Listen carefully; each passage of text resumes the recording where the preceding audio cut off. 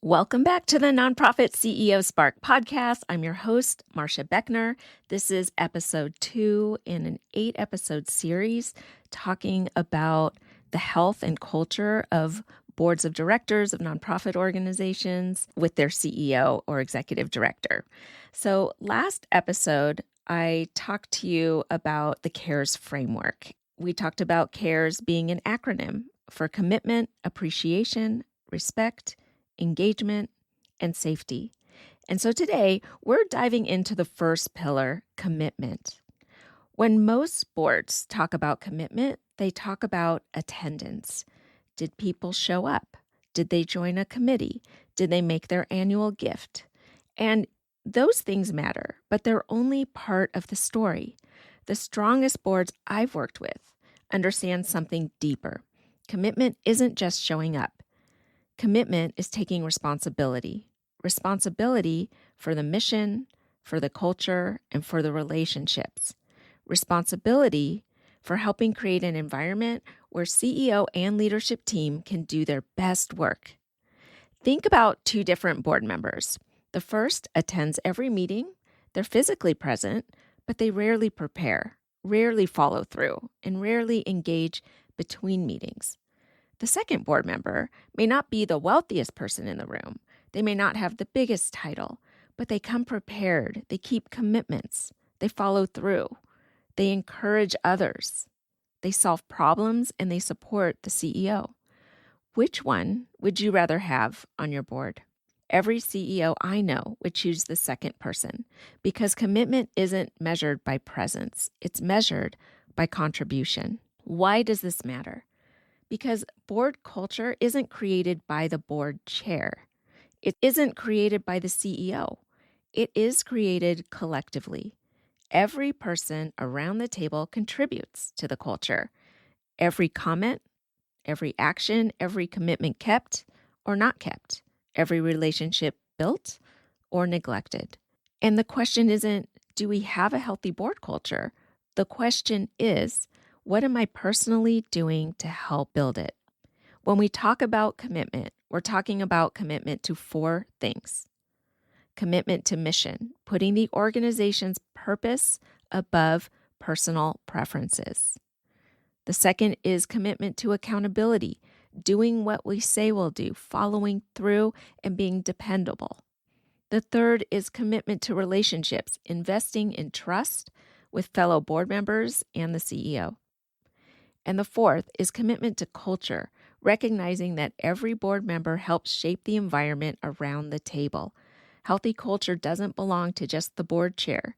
It belongs to everyone. So let me give you this other principle that is really, really important to think about, but most boards don't do. And this is why many nonprofits struggle. So here's how to make your board really successful. The principle of 150% accountability. One of the most powerful leadership concepts I've encountered comes from my conversation with Melanie Yulee on the Nonprofit CEO Spark podcast a few months ago. She calls it 150% accountability, and here's what that means. I'm 100% accountable for my personal commitments, plus 50% accountable for helping others succeed. Not rescuing, not controlling, and not blaming, but rather helping, supporting, encouraging, and following through. The strongest boards operate this way naturally. People don't wait for someone else to fix problems. They ask, how can I help? They own their responsibilities and they contribute to the success of others. Imagine how different board culture would feel if every board member approached leadership this way. Let me give you a quick case study. I worked with an organization whose board genuinely cares about the mission, but action items regularly rolled from meeting to meeting, committee work stalled, introductions didn't happen, important conversations got delayed, and the issue wasn't passion. The issue was accountability.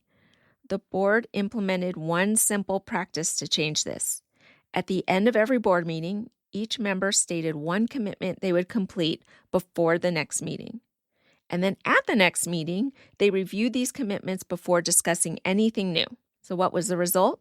More follow-through, more trust, more momentum, and ultimately greater impact because accountability became part of the agenda and the culture. One of the greatest gifts a board can give the CEO is consistency. And I'm not talking about perfection. A CEO or executive director should know that board members will follow through. Commitments matter.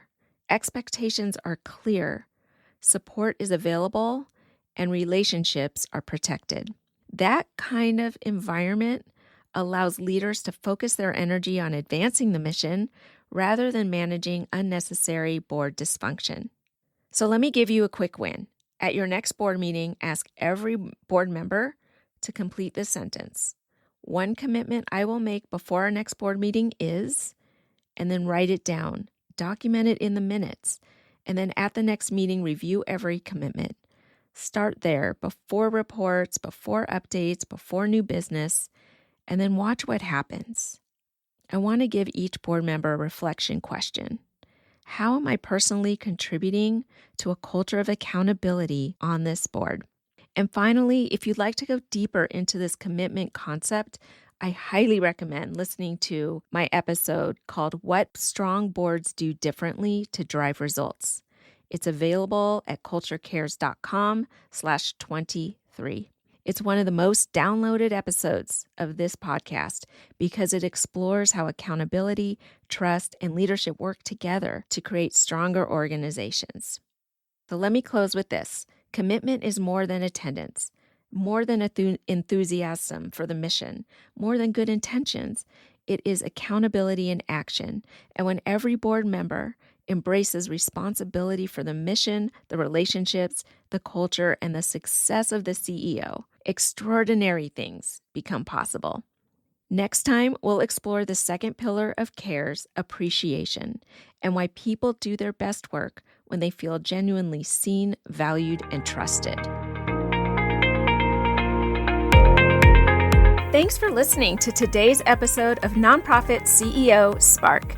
If you're ready to turn burnout into boundaries and build a healthy, happy culture where everyone, including you, can thrive, visit culturecares.com to learn how I support nonprofit organizations like yours. If this episode brought you value, share it with a fellow leader navigating stress and overwhelm. And remember, you are meant for great things, and you don't have to burn out to prove it. Until next time, keep leading with courage and confidence.